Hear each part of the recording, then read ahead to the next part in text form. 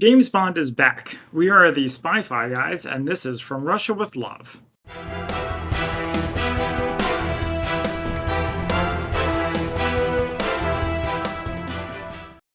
Hello and welcome back to the Spy-Fi guys, where we cover spy fact, spy fiction, and everything in between. I'm Zach. And I'm Christian. And today we are back with the second Sean Connery James Bond 007 movie, From Russia with Love. Of course, this is not the first James Bond movie we've covered on the Spy-Fi guys, far from it. But never let it be said we do anything traditionally. Although we are actually going in order with the Connery films so far because we covered Dr. No, and that's the only, to my memory, the only one that we've covered of his movies. So we're going with his second film right now. And Yes. Don't forget, we've also covered the video game version of this back last year for our James Bond Day special. Yes, that was very helpful.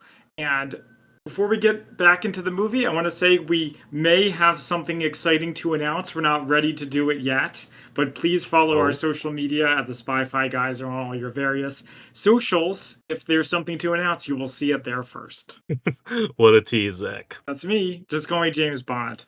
But anyway, yeah, Christian. So how much of From Russia with Love did you remember before we watched this? Quite well. I mean, so not only was I watching the movie, I was also reading the book alongside. I'll have in our Spy Fact First Fiction some interesting differences. I did also listen to the BBC put out an audio drama version of this, so it was like one of those things where they sort of have different people reading out different characters, and yeah, so which is about an hour and a half long. Was narrated by, or like James Bond was played by Toby Stephens, who was the villain from Die Another Day. He also read the audiobook version of the one that I read, so I'm quite familiar with the plot of this one. In addition to, of course, the video game that we covered, I did want to ask you this: did playing the video game, did that help you understand the movie more, or did watching the movie kind of help you understand what was going on in the video game more? So I actually think the video game made the movie not as easy to understand, just because there's so much stuff. But the game was helpful for remembering. Oh, I remember this from the game. Oh, I remember this from the game. So from what I remembered before I played the game was little flashes. Okay? I remembered pretty much the whole movie takes place on a train, and I remember Rosa really Club's about half, but sure. Yeah, well, in my memory, it was the whole movie. Okay, yeah. And then I also remember Rosa Kleb's knife foot. Yeah, well, funny you mentioned it's on a train, so I actually did watch a majority of this, actually including most of the train stuff, while I was on a train. So it was a fun sort of, real life mirroring, what I was doing, or movies mirroring what I was doing in real life. So that was fun. It's like a 4DX experience. kind of, yeah. All right, shall we get into it then? Yes, so as always, we have our plot synopses. We'll begin with poetry synopses, and of those, we will start with the haiku. An obvious trap. Belly dancing is sexy. Look out, a chopper. All right. And then we have, I was waiting for a reaction that never came. And then we have our limerick summary of From Russia with Love. There once was an agent from Spectre whose job was to pick up a lecture. When he opened the case, it blew up in his face. Now his funeral needs a director. Nice. Except, well, I'll have a minor correction to that. It wasn't the lecture that blew up in his face. Well, I said when he opened the case. I guess it could be implied that it was the lectur's case. Yeah. Okay. All right. Fair play. All right. So anyway, here's the real IMDb plot summary. James Bond willingly falls into an assassination plot involving a naive Russian beauty in order to retrieve a Soviet encryption device that was stolen by Spectre. All right. Pretty good. So we start the film with the James Bond gun barrel as usual. Dr. No, goes from gun barrel to title sequence directly. But this is the first time we actually get that pre-title sequence. And we've got James Bond, Sean Connery, in a hedge maze, and he's lurking around, being stalked by this big blonde, brute who kills him with a garrote that's hidden in a watch. So this, I was like, oh yeah, the game. I remember this from the game. Mm-hmm. Something notable about this, Christian, is it's the only time we see James Bond wearing a tuxedo in the movie. True. That is very true. Yep. Although it is not James Bond. Right. Yes, that's the reveal. And actually, my girlfriend, who I was watching this, noticed, wait a minute, something's wrong with his face.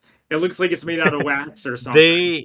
They did something to his face to make it look more waxy, so make you think, "Oh, there's something off there." Yeah, it makes Yeah, sense. it's So, of course, this kind of sets off a can of worms oh, in, in like a world building because like if Spectre had a mask that was able to make someone look exactly like James Bond, you'd think they'd be except have not somewhere exactly, well because similar. Yeah. it is similar, yes.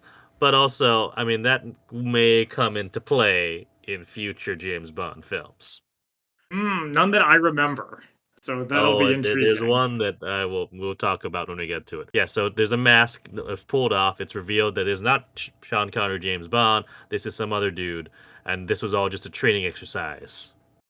It is funny how in the training exercise they have James Bond wearing a tuxedo. Like Well, they know two that's what his trademark is, at least, like, or is it? There's only been one film.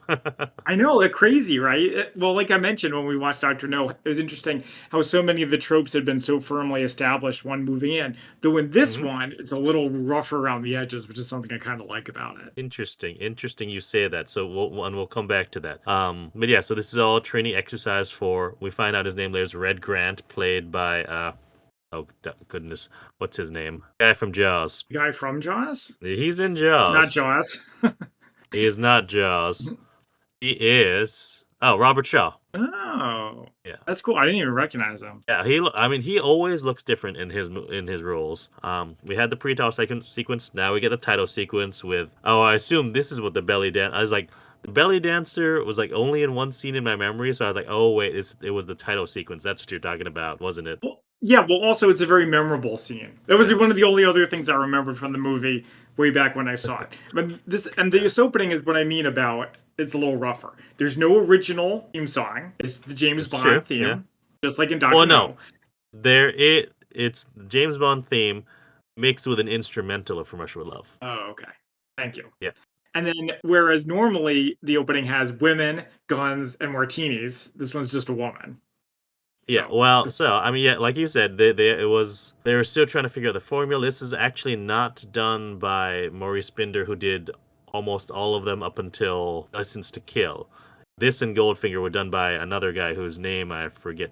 I also noticed in the opening that one of the actors was just Layla, no last name. Ah, It made me think it was like a dog, like Layla the dog who went into space. But no, that's the belly dancer's name. that's Laika is the dog who went to space, not Layla. Yes, thank you. All right, so we have designer Robert Brownjohn is the person who did the credits for this and Goldfinger. Mhm. But then, yeah, Maurice Binder did everything else. So he sort of took what Brown John created with this, and especially Goldfinger, and really accentuated. But yeah, so you're right. Yeah, it's almost there, but not quite there in terms of the tropes. Mm. So we next go to a chess match where we see Kronstein, who we find out is a Spectre agent, playing against another guy. He gets a note in his like on the in the napkin of his water. It's like you are needed immediately. So he like even though it seems to be a very tense match, immediately wins and like goes to the meeting. So it was the idea that he was just playing, no pun intended, with his Yeah. opponent. I thought he was Yeah. gonna like Yeah. resign immediately, but instead he just Ah, wins. no. Yep. Mhm. So we go to a Spectre meeting on a boat. This is the first time we meet Ernst Stavro Blofeld and establish the trope of him never being seen except from, like, his hands and his cat. And don't forget the cat. But isn't he just number one? He doesn't have a name, right? You're right. He only has a number one. I don't. And I'm not, Now I think Christian. about I'm it, not trying to be funny here. I actually want to know who is number two. Get it? we will find out in a couple movies. Okay. Did you get where I was going But with that? yes. Yeah, Okay, good. yes, I got that. Okay. Yes. Yeah. Well, and we'll get to it when we get to Thunderball. So far away though. Because we do meet number 3 and number 7. Number 3 being Mm, Rosa Klebb, and then number 7, I believe is number 7, is Kronstein. mm, Now Rosa Klebb is Russian. She used to work for Smersh right. Which we've discussed many times here on the Spy-Fi guys. just once. Mm, With well, we'll talk about it later. Anyway, so they have a meeting. They have a whole plot of basically they're going to steal this Lecter machine, and they're going to use British intelligence as their weapon to do so, and result also get revenge for the killing of their agent Doctor No. a little bit of continuity, but you don't need to have actually There we seen go. Doctor No to understand that. No, no. This is the first of the tropes of all right, we're gonna do something and pit the West and the East against each other. Yeah, I like it. It's more clever than let's just steal a nuclear bomb and hold the world at ransom yet again. Mhm. I'm gonna count how many times that's actually happened in a film because it's not that Mm. many. I don't even remember what Dr. No was doing last time. He wanted to mess Doctor up No some was kind of using missile, right? he was toppling what was it? Oh yes, U.S. rockets. Yeah. Anyways, so we go next to Spectre Island, which sounds fun, and it's a whole training site for Spectre agents and assassins. And we again meet Red Grant. This is where we find out that he's going to be recruited into this plot as well. So this is cool. I have a few thoughts. First, All we're right. spending a lot of time with the bad guys before our Mm-hmm. heroes. Like a lot. Yep. It's been like 4 scenes, which is interesting. Also, the bad guy Mm-hmm. base is cool. I was hoping we were going to meet like a bad guy Q who had bad guy gadgets, Uh-huh. but no. But then I was wondering, in the interests of, as I think I may have mentioned before, the engineering term, you've reached perfection when there's nothing left to take away, nothing left to Mm-hmm. add. Do you feel like Mm-hmm. we needed this scene? Because Red Grant easily could have just walked in the door on the boat and been like, "Here's your guy, Red Grant. Okay, get out of here." I think well, and this it is interesting watching this because this like I'd say the first four Connery films are very much loyal to the books. Mhm. Like there's maybe a few changes, but like this scene where he's being massaged by a half naked woman is in the book, and and Rosa Klebb coming to recruit him. So I think it's mostly because they were being slavish to the book that it could easily could have happened like you said. Sure. Except we don't really get to know Grant as much that way. Well, we barely get to know him at all, but I think these old movies, they like to take their time. That's true. Nothing's And it's there's not nothing so wrong with hectic. that. Yeah, exactly. Yeah. All right, anything else to say about Spectre Island? I thought it was cool. I thought it was neat, Mhm. though it's interesting, it doesn't come back. Like, this army of henchmen doesn't come back in this movie, but it does help to explain where this army of henchmen comes Except from. they do. Well, I We'll guess we'll we'll have to get to agree to that. disagree about what constitutes an army. Okay. All right. Well, we'll keep that in mind. So next we get the scene of we meet Tatiana Romanova, who otherwise known as Tanya, who works as a Russian cipher clerk, and she's been being recruited into this whole scheme. But she thinks she's doing it all for Mother Russia rather than Spectre, Mhm. because apparently Rosa Klebb's defection from Smersh to Spectre is only known to a very few members of the Russian or the Soviet political scheme. It's great. It's like Chernobyl. It's a commentary on the Soviet totalitarian system and how it makes them more vulnerable. And I like how the bad guys are smart in this. Again, it's not just Mm, stealing a nuclear bomb and threatening to blow up the world. okay. But yeah, so she is evaluated by Rosa Klebb. What did you think about the vibes of this scene? You mean the gay stuff? Okay, I was wondering if you were going to pick up on it. Yeah, well, so Rosa Klebb is a great villain. She's really interesting. She's cool. Mhm. There's a lot going on, but it is because I feel like they're doing like a gay panic kind of situation with her. Yeah, and it's much more prevalent in the book. When we talk about the differences, I'll get to that. Yes. But yeah, so she evaluates her both, physically and also as just like, all right, what is she loyal enough to Russia and the Soviet Union to to go through with this, which she passes, and we finally get to James Bond, who is lounging around with um oh, Are what's we her supposed to name? know who she Eunice was? Sylvia Trench. That's her name. The character's name is Sylvia Trench. She was the girl who was playing cards with him in the beginning of Doctor No. Christian, how dare you? I remember who Sylvia Trench is. Don't insult me. But I Uh, didn't think she was Sylvia Trench because I didn't think she looked like her. Maybe I it's forgot what her. It's she the looks exact like. same actress. It's she was so she was that's one of the few Bond girls who recurs, and also she Hmm. was meant to actually keep recurring. Terrence Young, who was director of Doctor No in this film, wanted to keep her having her come back as Bond keeps getting pulled away as they're about to, you know, keep Right. keep the relationship up. But we got a different director with the next movie, I believe Guy Hamilton. So that's sort of got dropped. Yeah, like I said, things Yes, were kind of rough. Things were rough when you first get started. you keep saying rough, but I'm bristling at that because this is not a rough movie. No, no, it's not a rough. It's a good movie, but I mean the formula, like it's kind of like Okay, Star yeah, Trek, right? You're trying to figure it all out, exactly how the warp drive works, exactly how the uniforms work. right, You know, right. I'll give you that, but do you want it to be a slave to formula? 'Cause I definitely don't not. necessarily. That's yeah. This Okay, is something I like about this one is that it's like a all little. right, You all can right. pick up on the differences. I also Okay, noticed because there's I no. know. Yes. Well, I just know that if you keep saying rough, it's gonna make it sound, especially to the Bond fans out there, that you don't like this movie. No, I did like it. But I wanted to notice there's no martinis, and he never says Hmm. Bond, James Bond, unless I Hmm. missed it. But I don't think I did. I don't think it. My friends call me James Bond. No, no, he doesn't. But I yeah. like that. But yeah, so as you know, Christian, I like things that are different. So I appreciate that this was Hmm. different. All right. Okay. I just want to make clear. Like I get what you're coming at, but I want to make it Mm, clear for the audience. That's what you're saying. okay, thank you. Thank you for making that Yeah. clear. Yeah. So he gets called into the office. We have a briefing from M, where he spells out the whole plot, or at least what they know of as the plot is that, Tanya is a Russian cipher clerk who says she fell in love with a picture of James Bond and that she now wants to come over and defect, and the bait is a Lecter decoding device. Yep. You also get a Q scene here with actually Desmond Llewellyn Q, not the guy who played him last movie, who was not Desmond Llewellyn. And yeah, and who is the armor? So the gadgets Yeah. is great. I like how it's one Hmm. gadget with all the other things inside it. Does he use Yep. all of Yep. it? There's the tear gas thing. Almost all of it. Yes, he uses that. Okay, all right.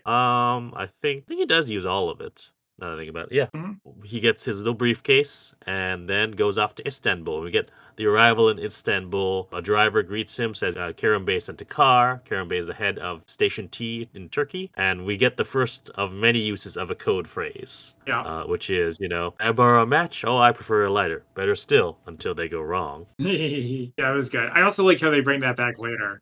Yeah, yeah. But you also notice that not only is Grant there and he's watching them and following them, you also see some Russian spies who follow them in a car. Mhm. Yeah, I liked that is something else different, is how Grant, like, Hmm. stalks him through the whole movie, like Michael Myers, and then he Uh only huh. makes his Exactly. appearance Yep. at the end. Yeah. You don't see Hmm. that really in any other James Bond movies to my memory. There are other. Well, yeah. There are other films True. where the villain doesn't show up until like halfway through. But in the case of where you see him, but Bond doesn't, no, I don't think there are. Yeah. So next we meet Kerem Bey, who's the head, as I said, of Station T in Turkey. We also find out that like all of his key personnel are all his sons. Christian, what did this remind you of? This is gonna be a I deep don't know. cut. Deep cut. What is it? Munich. Munich. The French guys in Munich, the family. Oh, I guess so. Yeah. It didn't really, but no.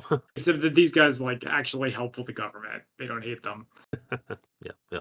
And so Kerem Bey gives his opinion that this is all a trap and that he should, just enjoy a few days in Istanbul and then go home. Yeah, which I don't know about you, that came off as a little bit threatening to me. Like if No. James Bond didn't go Well, home, maybe he was just gonna make him go. oh, I think it was more of a you should go home because this is like he even spells out this is an old friend of mine. He pokes his nose and he says and it says something smells. So he's Mm, just as suspicious of the whole thing. yeah. Now, as this is happening, we see Grant picks up one of the Bulgarians who the Russians use as spies in Istanbul and kills him. Mm. And we get something that I kind of miss in my James Bond films. It's when Bond goes into a hotel room, checks in, and checks out his hotel room, and like goes around it. Well, something else I thought was interesting about the engineering side of things about the movie Okay. is they showed him going to the hotel clerk, checking in, getting his key, Uh-huh. walking to the elevator, and getting in when they really didn't need to. It almost made it feel like they were padding So the runtime. I will say this.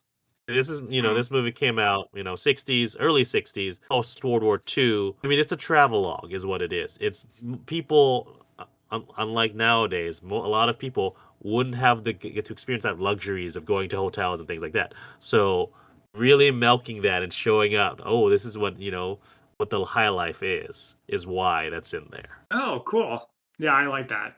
Also, it's just the movies were older, so you could get away with a little bit slower pace. But I also like how when he's checking the room for bugs, the James Bond Yeah. theme is blasting.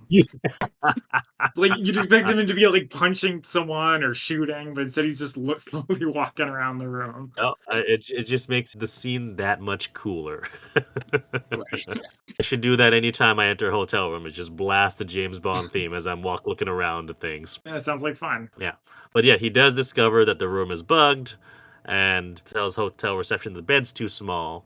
And they said there's nothing else except the honeymoon suite. So, oh, let me take a look at it.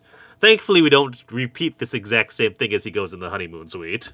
Yeah, they give us they cut us a break there. But I get the impression that the hotel people are like in on the spies, Oh, yes. right? Oh, they definitely I mean, that are. was pretty Yeah. clear. So, Yeah, yeah. So we see the dead Bulgarian discovered in the car by the Russians, and as mm. a result, and as retaliation, the Soviets bomb Karen Bay's office. See, it's funny because sometimes they take too long with other things, and then the movie goes too Uh-huh. fast. Like this is when it goes too fast. I would have liked a scene of the Russians being like, "They killed one of us, so let's kill one of them. Tell your men to set a bomb outside the consulate. It will be done." I honestly like the surprise. You don't know, like you see Karam and his mistress just sort of about to get into some hanky panky, and then explosion. I like it. Like I think if we had that, it would ruin that surprise there. Now, of course, those of us who played the video game know that the explosion leads to Bond shooting and killing about 75 Russians and then taking down a helicopter. But that doesn't seem to have happened in this movie. Not in this movie, no. Mhm. But we do get a scene where Bond and Karam go into the undergrounds of Istanbul to go right up underneath the Russian consulate and look through a periscope and spy on their meeting there, and also find out that the person who has orchestrated the bombing is an old enemy of Karam Bey's named Krylenko. Mm. More bad guys appear. Yeah. I also liked how they weren't able to hear. It's like these Yeah. super spies do have their limits. And so, because they need to take care of this Krylenko business, Bond can't go back to his hotel. So instead, they're going to go to, I'm going to call it a Romani camp. They use a different word in the film, which is a slur. So we're not going to Mm, use it here. mm. And yeah, so this is very memorable. This whole scene. It breaks up the visuals too, which is nice. Yeah.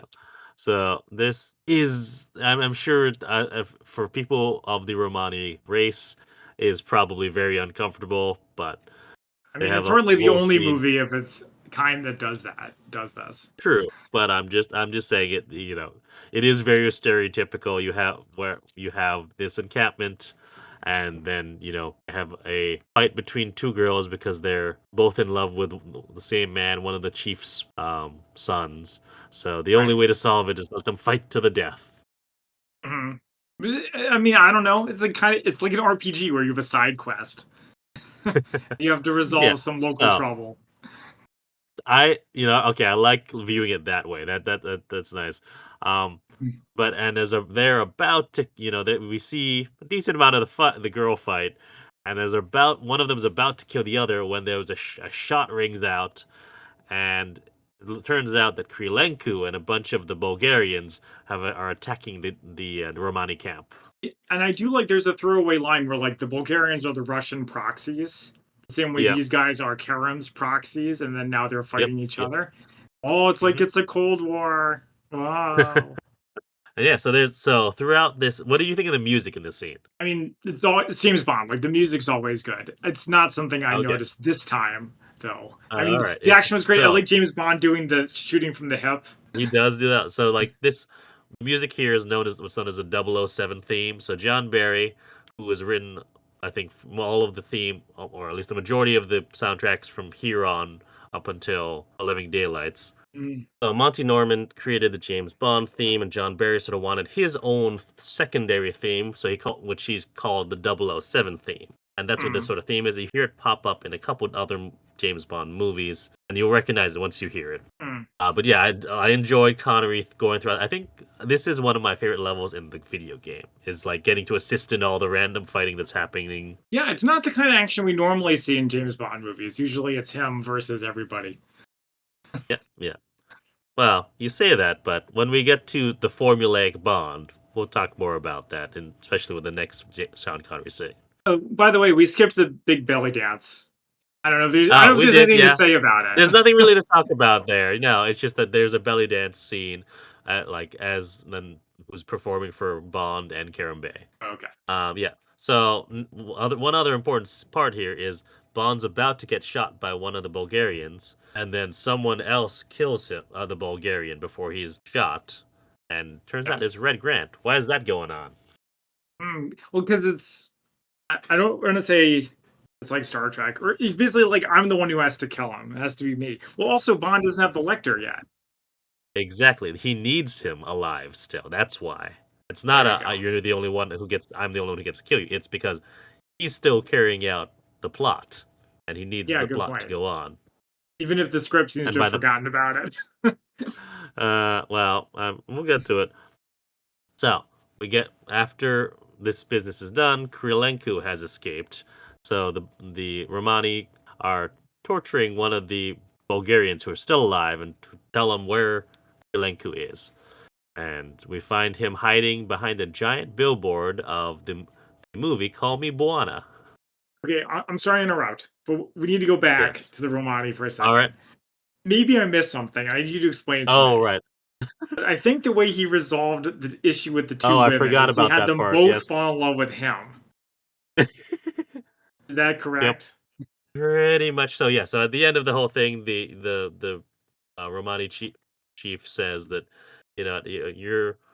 you've saved my life. You're now my son, and if there's anything I can do for you, and he says, well, can you stop the girl fight? And so now Bond gets to decide how to resolve that. So takes both of them for the night.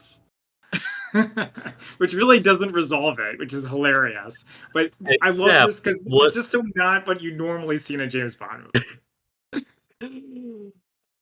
so it was resolved in some way because I watched this time and you notice when they're saying goodbye to Bond as he's leaving, one of them is like right up all around like arms around him and the other is further back. So so clearly that one was the winner. How he Clearly. determined that is unknown to us. Though I'm sure we have our theories. All right, so back to the sniper. Yes. The sniper level. Krylenko is hiding out behind a giant, billboard of the movie Call Me Buona. Karambay got shot in the arm. Bond lets him use his arm or his shoulder as like a perch for the rifle which is the rifle that is in the attaché case. Yeah, and he says you only have one shot. Does that mean the gun can only fire one shot? Because he only uses it the once. No, no, I This mean doesn't there make is any a bunch of sense. spare ammunition. It's more of a you can reload, but you'll really only have this one shot. Otherwise, you might get away. It's gonna take too long, yeah. Yeah. Kara managed to shoot him, and then Bond goes back to his hotel room. Mhm. Gets on the phone to downstairs, orders breakfast, turns on the bath, and then sees something across the hall, across the way. And I said to my girlfriend last time this happened, someone was playing golf in his room. Also, note he never turns off the bath. Oh no, it's really wasting water. Well, that and you would just be flooding. Mhm. Tatiana Romanova is there under the sheets, wearing only a little black ribbon around her neck. Mhm. Interesting And choice. so, yeah, they're introduced to each other. Is recalling things from his file, like the scar that he has. Wait, okay, so the score was that from the last movie? I don't remember that. It shows up earlier in the scene with Sylvia Trench, Right. but that's we haven't seen it before or since. Yeah, my girlfriend also liked in this scene. Apparently, Bond is a yogurt person because you see him ordering his breakfast, and they Oh have yeah, him list all the breakfast items. green figs, yogurt, coffee, very black. Yeah, Yep. that I kind of forget because it's a little bit of an insight into his character, which I like. Yeah, I mean, yeah, nothing wrong with. Mhm. I like a good yogurt in the morning. I mean that the movie spent time doing it. Yeah. Yeah, so they get into bed together, and what we discover is that there's a giant mirror behind the bed as the headboard, Headboard. Yep. Thank you.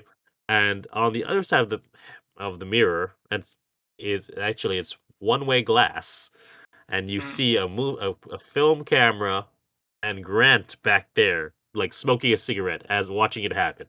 As he's making James Bond's sex tape. Yep, yep. Bond and Tatiana meet the next day at Saint Sophia's, which is a very famous location in Istanbul. Mhm. And what she brings is plans for the consulate, which they were wishing that they had back when they were underneath the consulate, because they're trying to figure out a way to get the Lecter out of there. I also like Bond wearing his sunglasses, 60s Hmm. sunglasses. Ah, I do enjoy those. Yeah, I may have pairs that look similar. But also, what happens here is there's another or another agent who's killed. I don't remember if it's from the Russian side or from the from MI6's side, but another one's killed. So just to really up the tension happening in Istanbul. Okay, so this confused me. So the agent is killed and he drops something, and then Grant replaces it or something? Mm-mm. What happened? He just all he does is kill the guy? He kills the That's guy. it. Yeah. Oh, okay. No. What Mm. happens is that Tatiana drops the plans and oh That the drops the Bulgarian plans. is about to pick it up, Oh. Hmm. but then Grant kills him because he needs the plot to go forward. Right. Gotcha, gotcha. Thank you. They next rendezvous on a boat where we have Bond basically trying to make sure that the goods are legit for the Lector. So he has a like tape recorder hidden inside a camera, Mhm.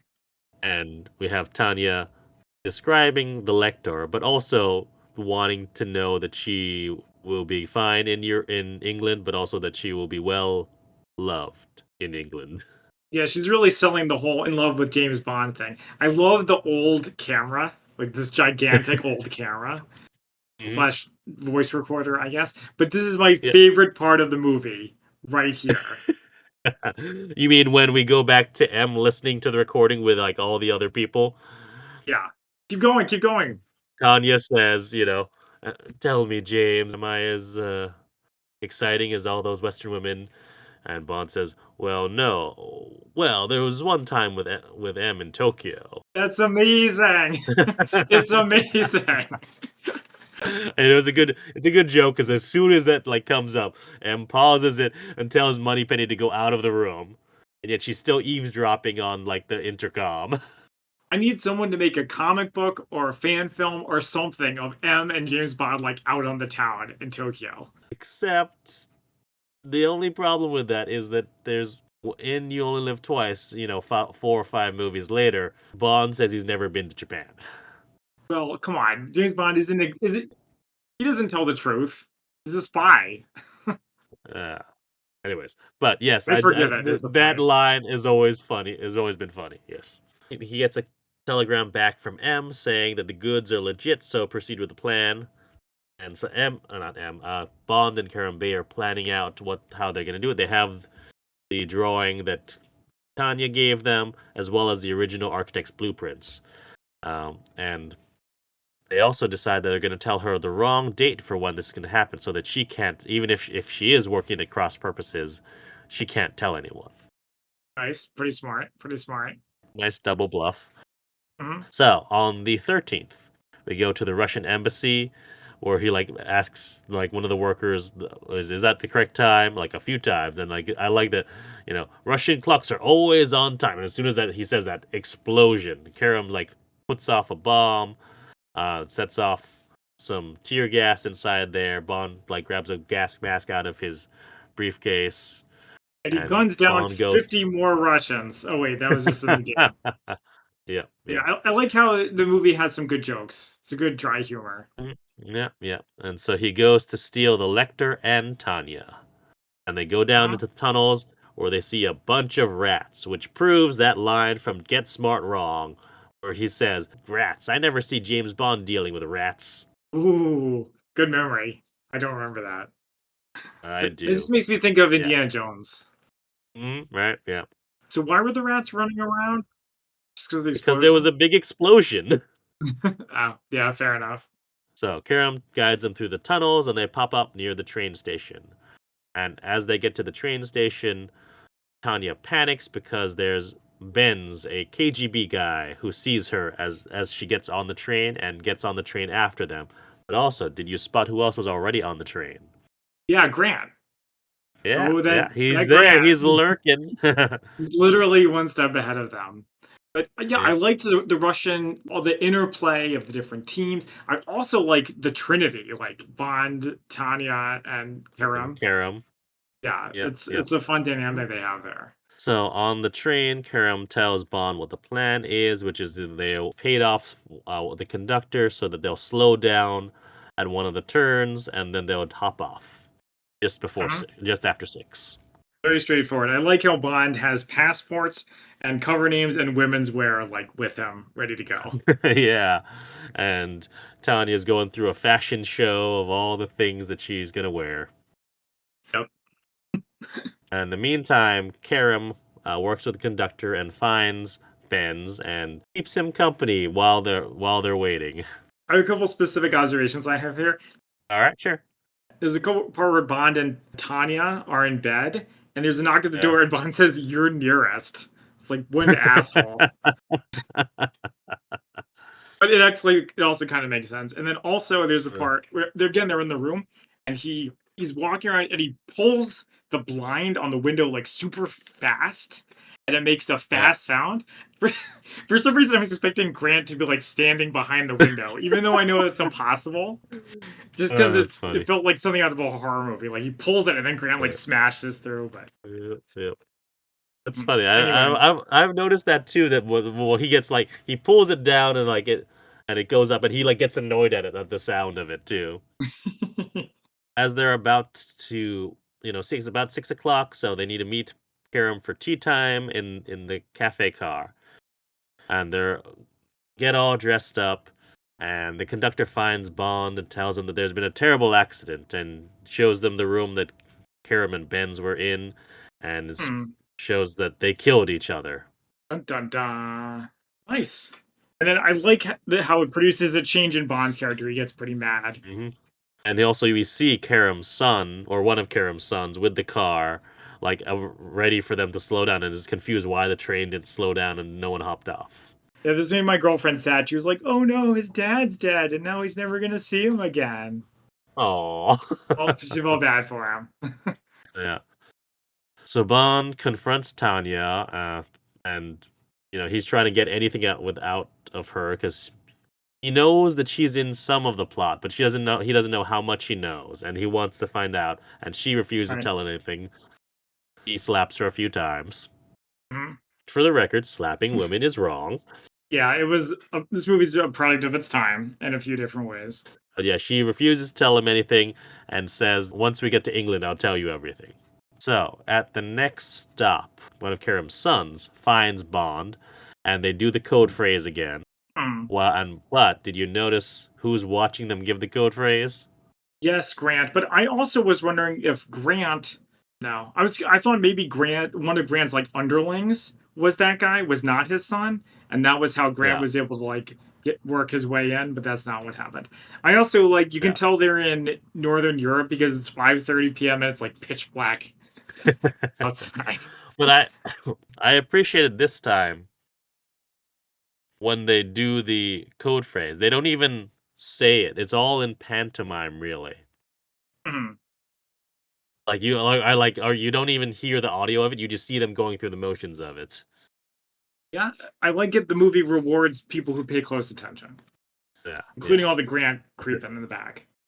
Bond tells Karam's son that his father is dead and says, call him and have him send someone in from Station Y in Yugoslavia to meet me because we need to get, we need help to get over that border. Mhm. And here's where we probably get one of the many inspirations for the Indiana Jones montage. You don't have the red line with the moving, but you do have it going over the map. You have the montage of like the train and all the different places it goes past. I did like it. Of course, the best music for the map is the Indiana Jones music. Of course. We'll take it. But From Russia with Love is also good too. Hmm. I do appreciate here, like, we've heard a snippet of the actual theme, and we heard it. Hold on, I always forget. Is it? Diegetic is when it's in the movie, or is it Yes. non-diegetic? I think diegetic's when it's in the movie. Yeah. So this is one of the few, well, the first example of the like theme song being diegetic in the film because we heard it when Bond and Sylvia Trench are canoodling in the boat, like on a radio. Ooh. I want to hear the fan explanation for how that works. There just happens to be a song. Yeah, this isn't Star Wars. They have to explain everything. Throughout the rest of the soundtrack, we hear a lot of instrumentals of it as well, which I enjoy. Like that's the thing that John Barry did really well was integrating the James Bond theme and the theme song in together throughout the soundtrack.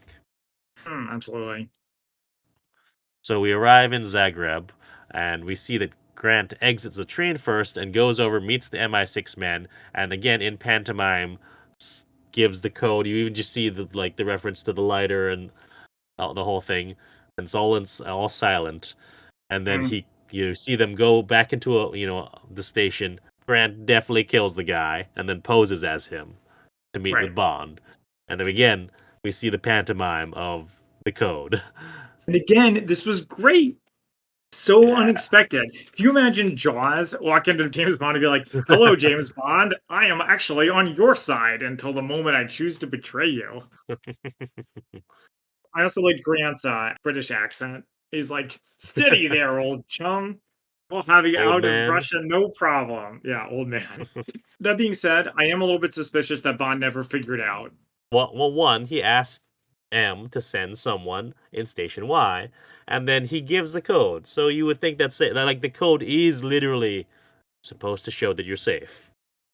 You know, I get that, but I was hoping like as they spent more and more time together, Bond would have been like, "Ah, no English man takes 2 lumps of tea in his tea. You must really be from Spectre." I don't know, something like that. Zach, that Yes. literally happens. What? Did I miss it? Yes, What? we'll get Well, to then it. Grant still gets the drop on him. So, He yeah. does, but he is suspicious about it. All right, so Tanya and Bond have dinner with Captain Nash, which is what Grant is posing as, and Right. no one saw. This is a audio medium, so no one saw me put finger quotes around Captain Nash, but I did. Yeah, we get it. Yeah. And he orders fish and then orders red wine with fish. Oh, yeah. I remember this now. But he figures it out too late. Though I did some of Bond's actions kind of made it seem like he was suspicious. So I I mean, like he that. is suspicious about it, but so what happens next is that Grant spills Tanya's wine, picks it up, and puts something in there to drug her. So did Bond notice this? Oh yeah, because he said, "What did you put in the very Oh next yeah. scene?" As they're putting her in bed, he says, "What do you put in her drink?" He said, "Chloral hydrate." That's right. He's like, "Why did you do it?" It's like, are you here for the girl or the lector?" I think that should be pretty obvious.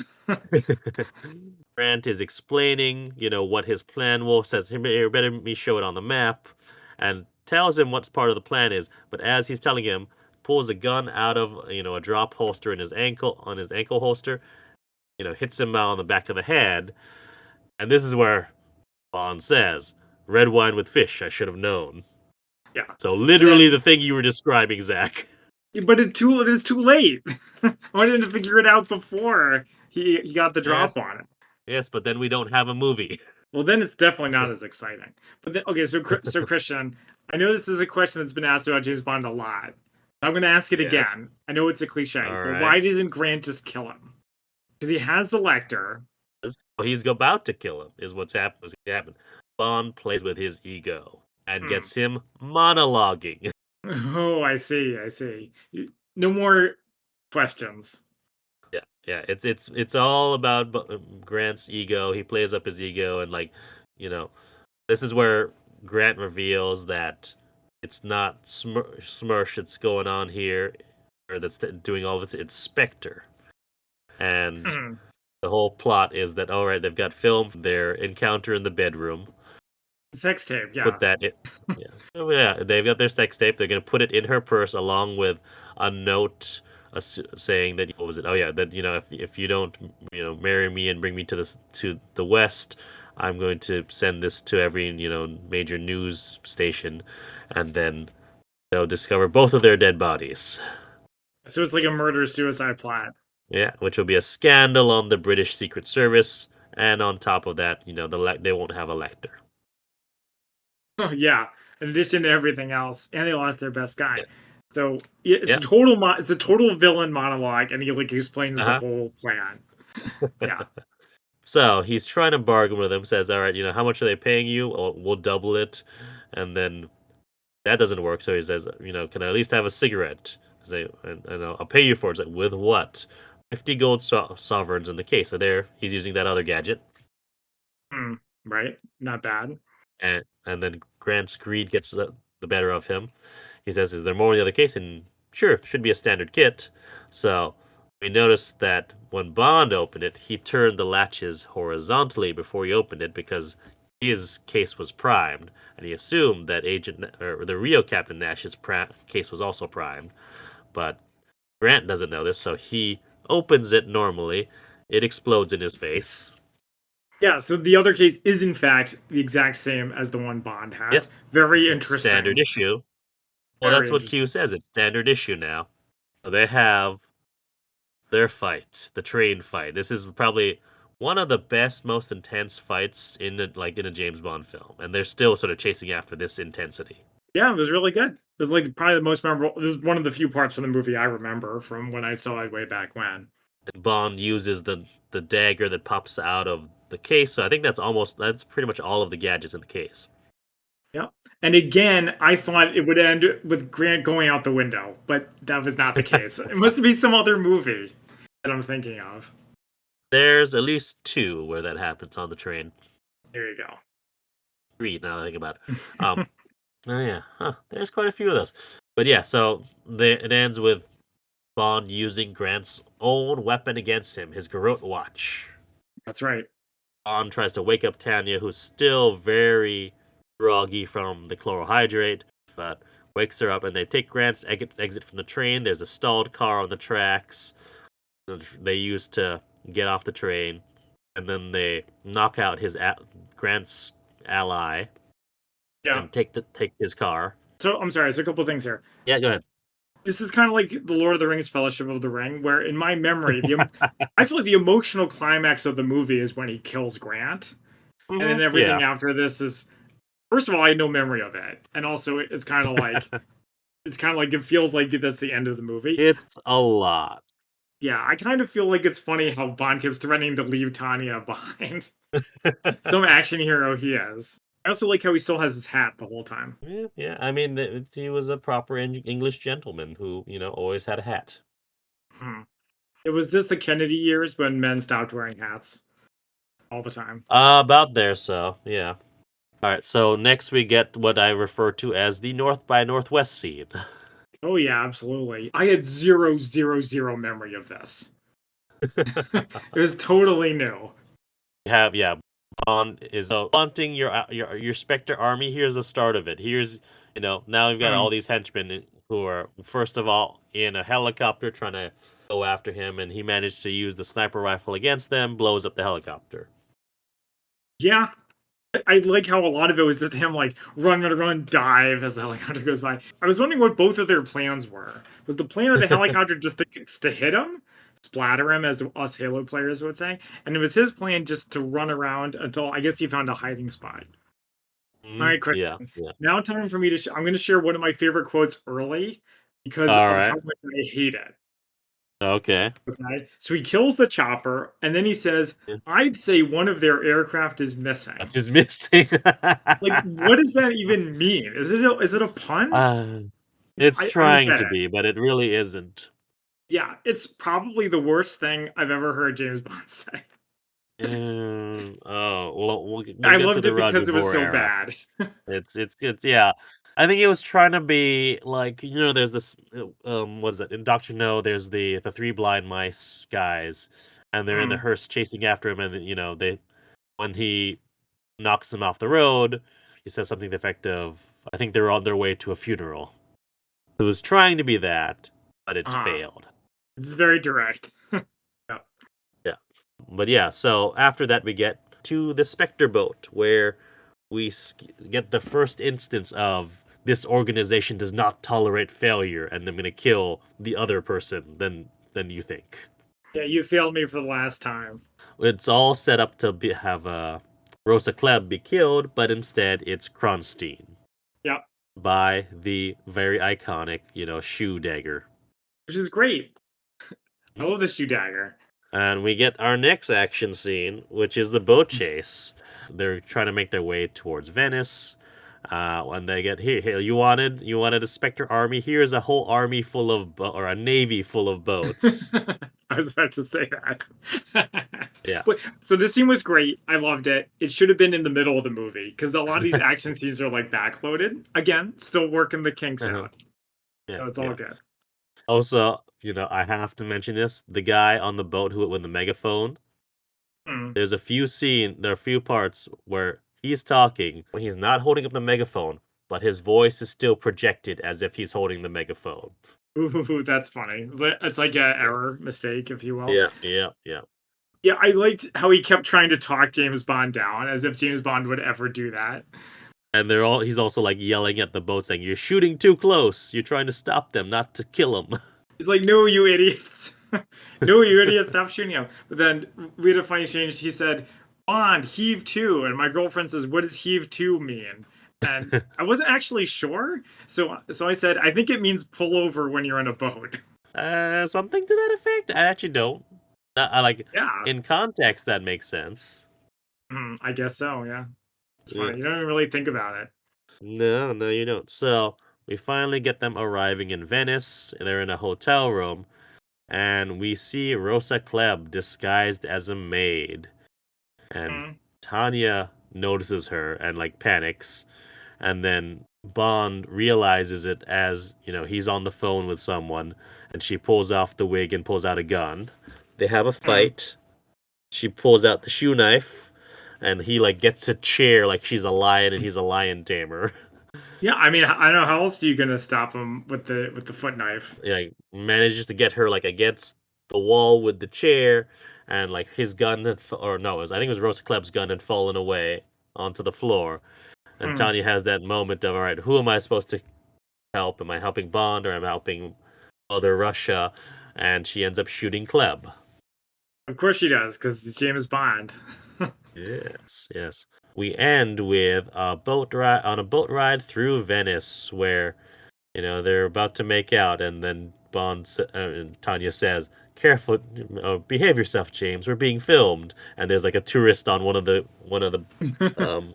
the bridges overhead. I think it's one of the more famous bridges. I don't remember which one though. And then he remembers, oh wait, not Nash, Grant put that film in her purse, and he goes and looks at it, and Tanya asks, "What's that?" "I'll show you." And then he starts making out with her in the boat. He throws it overboard, and the most awkward rear projection, waving goodbye. Yes, that was really. I didn't even realize that was what they were trying to do. Yeah. I also wondered if he was exposing the film. No, if it's already developed, it wouldn't be. Yeah, that's not. Yeah, it's no, that's it's not fine. what was happening. Yeah. So, do you remember my joke about how James Bond movies usually end with James Bond making out with a Bond girl on a raft? I mean, that's really accurate for all of the Connerys. This one was so close, but not quite there. I mean, it's not always a raft. It's usually a boat of some sort, though, or there's a body of water nearby. There you go. Hedge your bets and just say something on the water. All right, so now it is. So that's the movie. Thank you, Christian. Now it's time for our spy fact versus fiction. I can go first if you'd like. Sure, I've got a lot of stuff, but let you see what you've got. Quickly, something interesting about Siamese fighting fish, which is Blofeld has. It says when they start fighting, they do high energy attacks and then decrease their behavior to save energy. Interesting. All right. Which is, it's not quite as interesting as it sounds, so I'm going to skip that. There's a part where Bond holds up Tanya's little, band, black velvet band. A ribbon? Thing. Yeah. Calls it her trousseau? Yeah, so do you know what a trousseau is? I do, but I'll let you explain. Okay, so Merriam-Webster, a possession such as clothing and linens that a bride assembles for her marriage. I thought it Yep. went what that specific ribbon was, but apparently that's not the case. Ah, yeah. So it's basically because they're married now. Wink, because they're posing as a married couple. So Yeah, that's her exactly. trousseau. Venom versus Poison, livescience.com. Venom is injected directly by an animal, whereas poison is delivered passively, such as by being Huh. touched or ingested. So it is technically a venom. Yeah, well, the movie uses it correctly. That's what was impressive. Yeah. All right.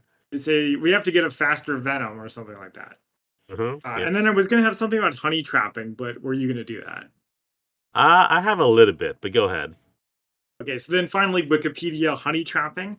Honey trapping is a practice involving romantic or sexual relationships for gain, and it has a long history in the use of espionage. During the Cold War, female agents called Mosno girls or Mosnos were used by the KGB. It comes from the Russian word Mosno, meaning it is permitted, as these agents were allowed to breach regulations restricting Russian contact with foreigners. Hmm. In 2009, MI5 distributed a 14-page document to hundreds of British banks, businesses, and financial institutions titled The Threat from Chinese Espionage, and it described a wide ranging Chinese effort to blackmail Western business people over sexual Hmm. relationships. So, yeah. And then this is from my memory.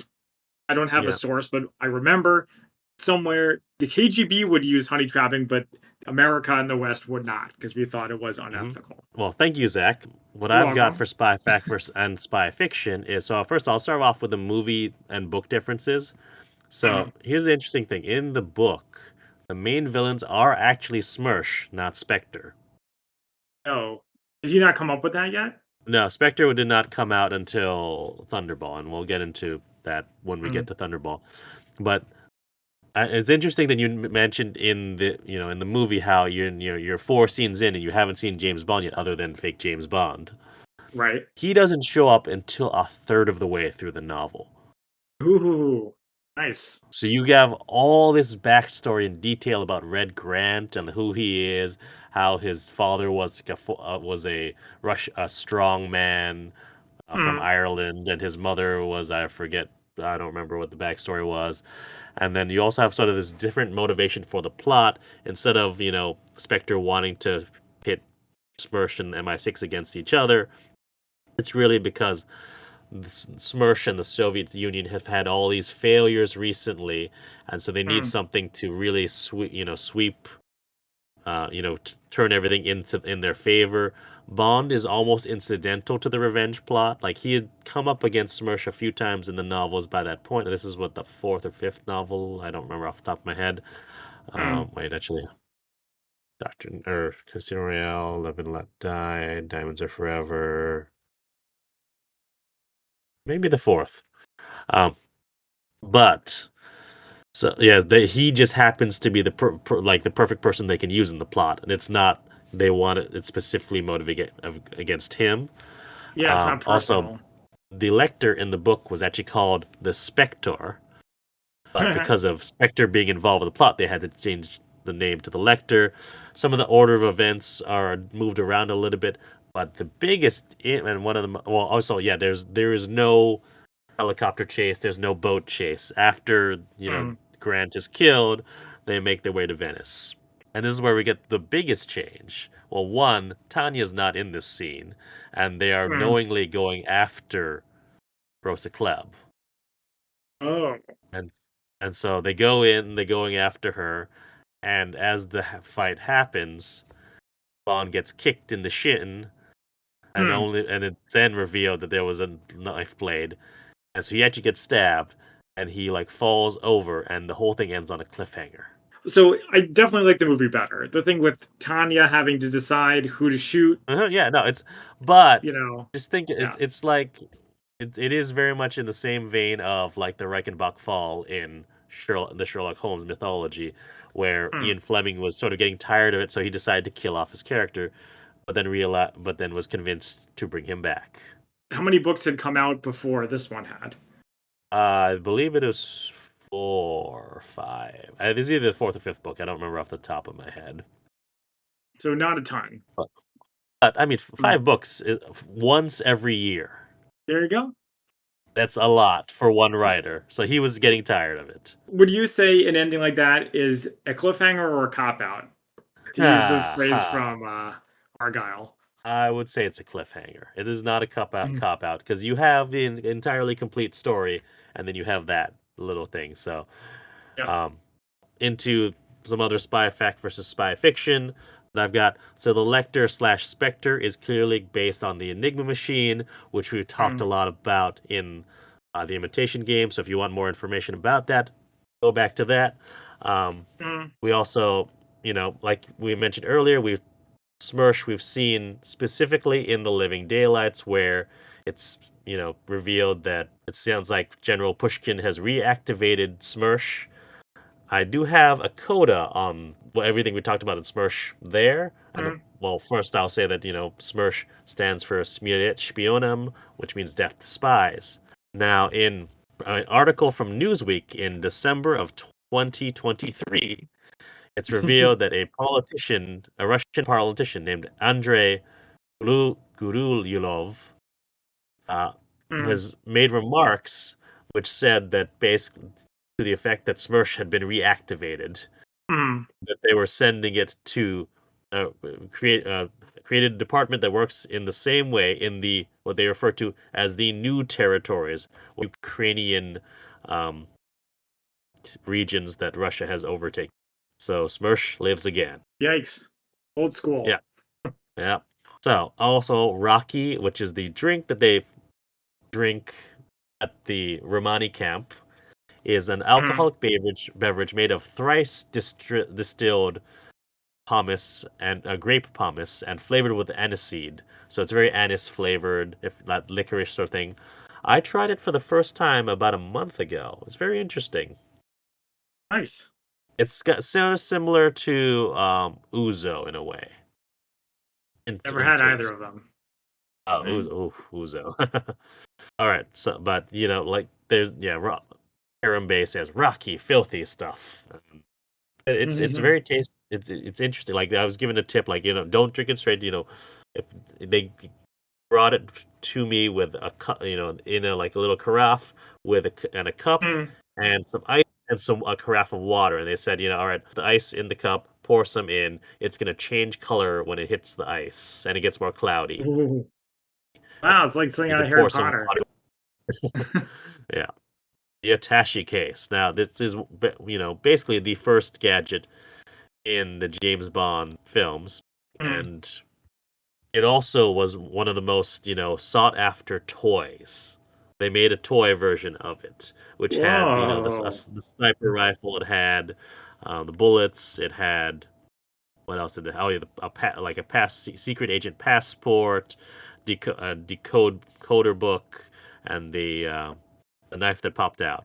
And it is one of the holy grails of James Bond toys. I they used to come up for auction every now and then. I on eBay I put out on a bid for $200 at one point. It went up to a couple thousand, and I was like, I can't do. I'm I not doing that. wonder if Dexter has one. He probably does.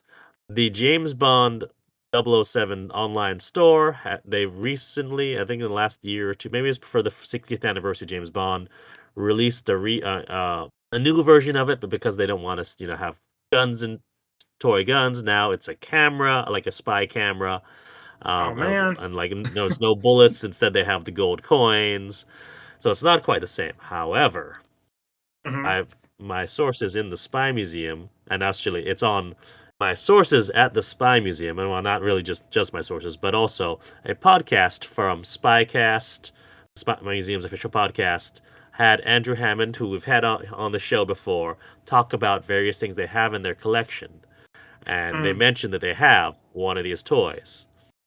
And Okay. I talked to someone else in the museum. Not that they only have one, they have multiple.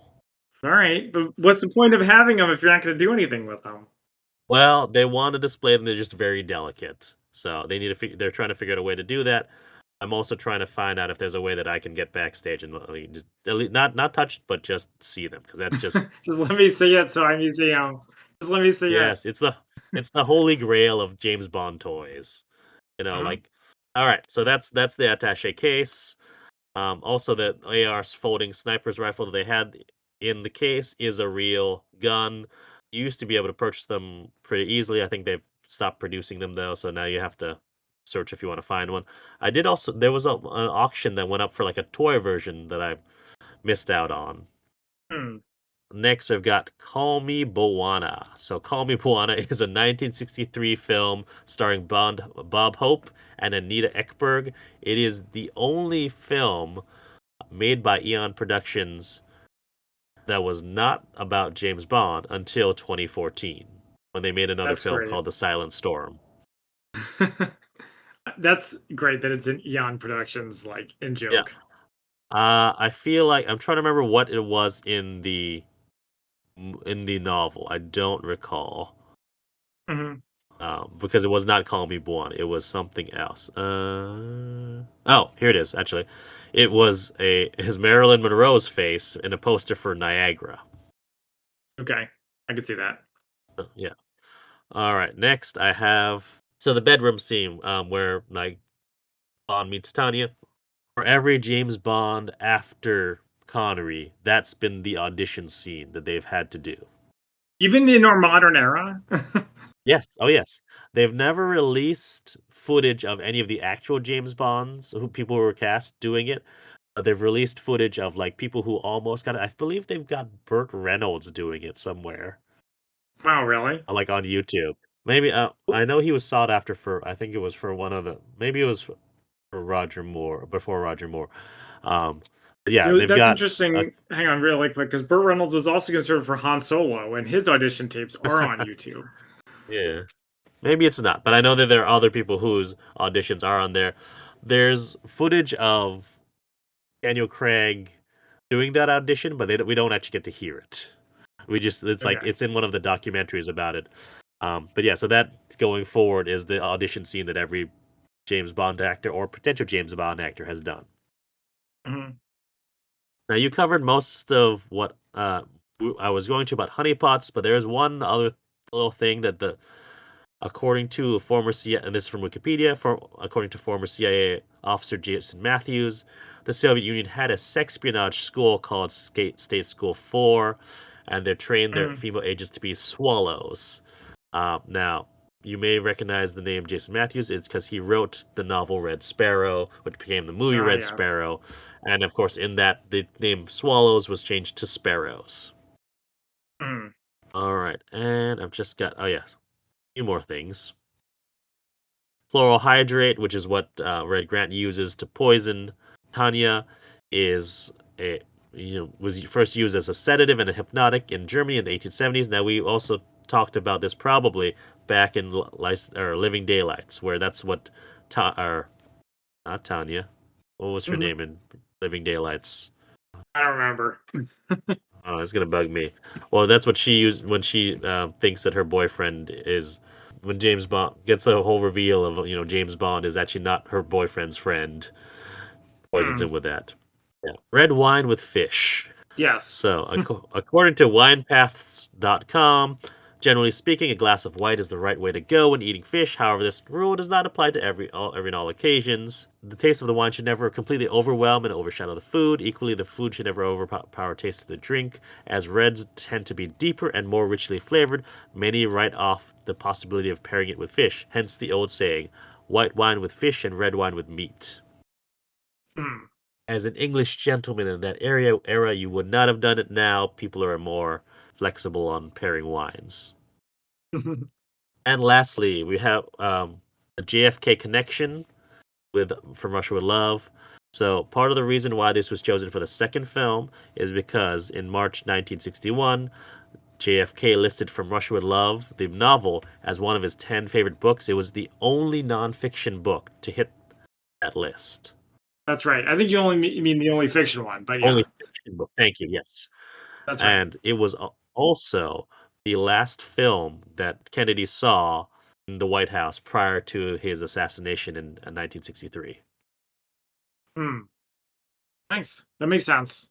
So he was actually it was also that that endorsement from Kennedy that really sort of bumped up the sales of the James Bond novel. So without Kennedy, we might not have that surge in sales. We might not have ever had a James Bond film series.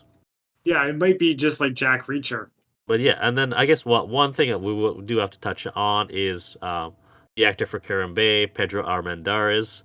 He had cancer during this film, and he was in great pain throughout the filming, but reportedly, did it to ensure that his family had money after he died. So Hmm. he had neck cancer, and then shortly after filming, he died by suicide. Yes, I read that story somewhere. So Yeah. I think I read that like asked his wife to send him his like prize antique firearm or something and killed himself with that. I know that I don't know.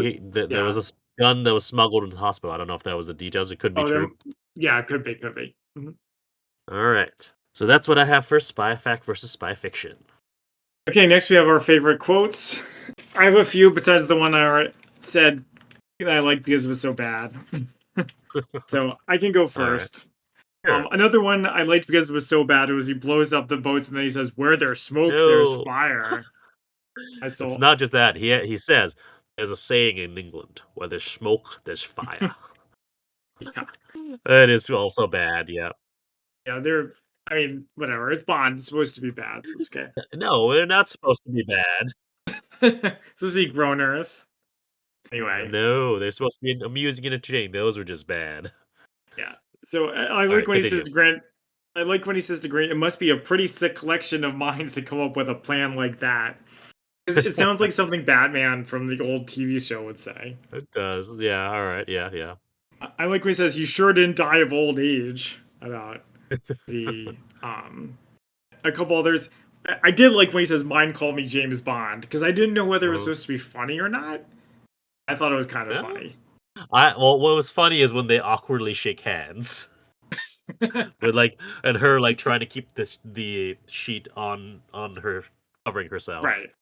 Yeah, and then it's like that whole exchange and the way he said it was funny. When he's with Sylvia and they gets the call and she starts he goes, "It's the office." And he actually sounds like kind of nervous about and like upset, which is so weird to see from James Bond. But then my absolute Mhm. favorite line in the movie was Yeah. about the two girls, and they say, "You're going to resolve it, Bond." He says, "As if I didn't have enough problems." All right, how about you? All right, so I've got a few. You took one of mine, with Mm, the where there's smoke, there's fire. mm. I also like all my key employees are my sons. Blood is the best security in this business. From Grant when he's telling Bond that I'm not going to kill you slowly. Is like the first one won't kill you, not the second, not even the third, not till you crawl over here and kiss my foot. Yeah, that was a little scary for me. I like the funny Yeah. ones.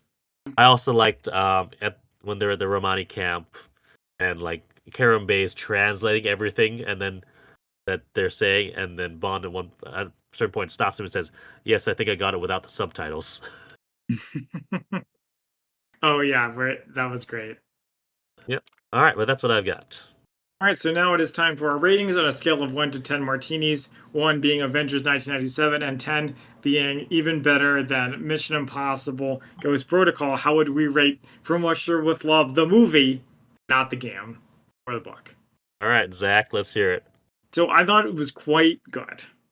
Not Hmm. amazing, but I thought it was quite good. I liked All right. how it was so different from other James Bond movies, how it was more of a traditional spy plot with scheming and the villains that are smart and they hold their fire and it's more like escaping and the villain was scary. The love story was weak even by James Bond standards, which should tell you something. Mm. And I didn't love how all the action was backloaded at the end after the emotional climax and defeat of the Hmm. villain. But they're still figuring it out, so that's okay.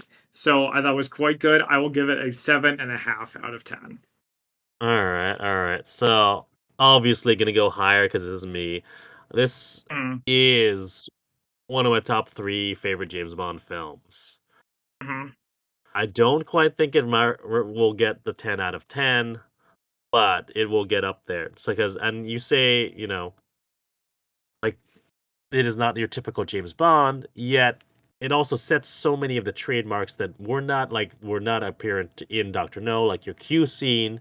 You've got the final henchman fight. You've got the scenes on trains, which is very much a James Bond staple.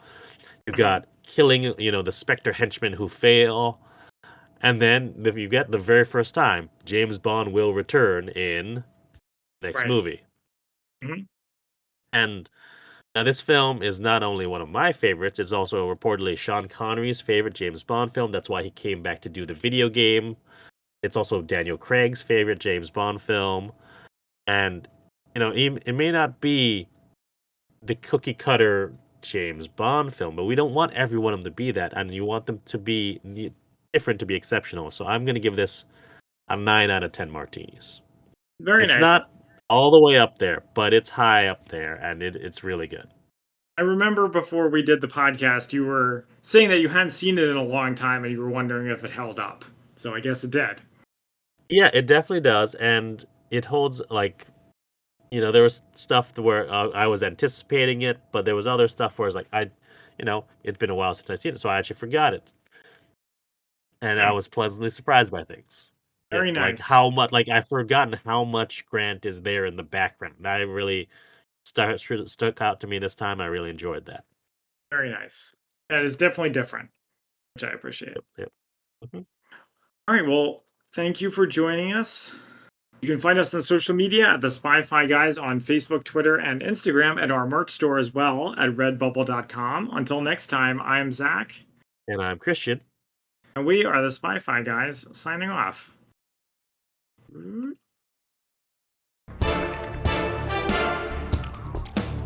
Thank you for listening to the Spy-Fi Guys. If you enjoyed our podcast, please be sure to give us a 5-star rating on iTunes. The theme song from this podcast is Mistake the Getaway by Kevin MacLeod from Incompetech.com. Licensed under Creative Commons by Attribution 3.0. Films, books, and television shows reviewed by our podcast are the intellectual property of their respective copyright holders, and no infringement is intended. This is a personal podcast. Any views, statements, or opinions expressed in this podcast are personal and belong solely to the participants. They do not represent those of people, institutions, or organizations that the participants may or may not be associated with in a professional or personal capacity unless explicitly stated. Any views or opinions are not intended to malign any religion, ethnic group, club, organization, company, or individual. You can find our podcast on social media at The Spy-Fi Guys on Facebook, Twitter, and Instagram.